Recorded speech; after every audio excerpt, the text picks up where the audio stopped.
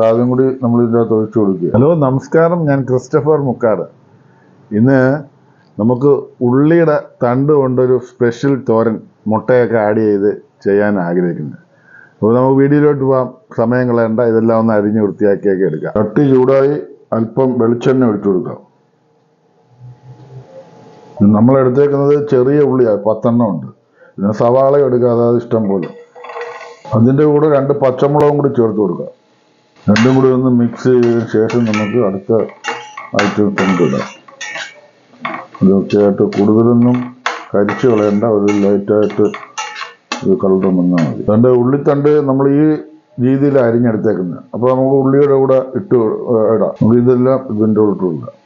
എല്ലാം കൂടി ഒന്ന് മിക്സ് ചെയ്ത് കൊടുക്കാം. കാരണം ഇത് കൂടുതൽ വേവിയത്, കാരണം ഈ കളർ തന്നെ നമുക്ക് കിട്ടണം വെന്തെടുക്കുമ്പോഴത്തേക്ക്. ഒരു മീഡിയം ഫ്ലെയിമിൽ ഇട്ടിട്ട് ഒന്ന് അടച്ചു വെച്ച് അല്പം വേവിക്കാം.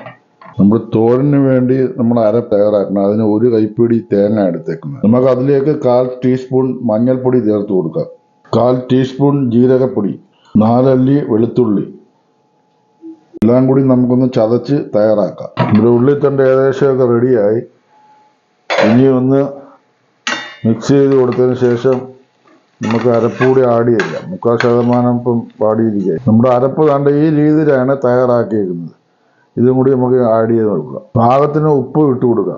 ഇതാടി ഒന്ന് ഇളക്കി. ഇപ്പം തന്നെ നല്ല സെറ്റപ്പായി, നല്ലോണം റെഡിയായിരുന്നു. ഈ അരപ്പിൻ്റെ പച്ച മണമൊക്കെ മാറണമെങ്കിൽ നമ്മളൊരു 2-3 മിനിറ്റ് അടച്ചു വെച്ചൊന്ന് ചെറിയ ഫ്ലെയിമിൽ വേവണം.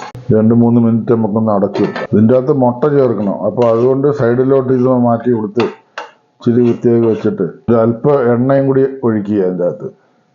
ഇപ്പോൾ ഇതിൻ്റെ കൂടെ നമ്മൾ 2 കോഴിമുട്ടയാണ് നമ്മൾ എടുത്തേക്കുന്നത്. താറാമുട്ട എന്തും അവരവരുടെ ഇഷ്ടത്തിനൊക്കെ. ആദ്യം കൂടി നമ്മൾ ഇതിൻ്റെ അകത്ത് ഒഴിച്ചു കൊടുക്കുക. അതൊന്ന് നല്ലോണം ഒന്ന് മിക്സ് ചെയ്ത് മുട്ട മാത്രം നമ്മളൊന്ന് ശരിയാക്കി എടുക്കണം.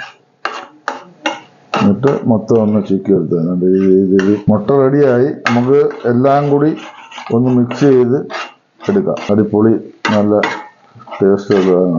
നമ്മുടെ ടേസ്റ്റി ആയിട്ടുള്ള ഉള്ളിത്തണ്ട് മുട്ടത്തോരൻ ഇതാ റെഡിയായിരിക്കുക. ഇതാണ്ട അടിപൊളിയായിട്ട് വേണ്ട ഉള്ളിത്തണ്ടും മുട്ടത്തോരൻ. നമ്മുടെ തോരൻ എന്തായാലും റെഡിയായി. ഒന്ന് ടേസ്റ്റ് ചെയ്ത് നോക്കട്ടെ. ടേസ്റ്റ് ചെയ്ത് നോക്കാം.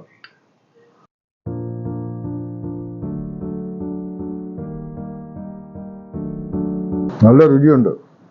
കാരണം ഉള്ളിത്തണ്ടിൻ്റെ കൂടെ മുട്ടയും കൂടി ചേർത്തപ്പോഴത്തേക്ക് ഒരു പ്രത്യേക രുചി. ഇപ്പം നമുക്ക് മാർക്കറ്റിൽ ഇത് സുലഭമായിട്ട് കിട്ടും. ചില സമയങ്ങളിൽ ഇത് വരാറുള്ളൂ. അപ്പോൾ എല്ലാവരും ഒന്ന് മേടിച്ച് ഇതിനൊക്കെ ഒന്ന് ട്രൈ ചെയ്ത് നോക്കണം. അപ്പോൾ എല്ലാവർക്കും ബായ്.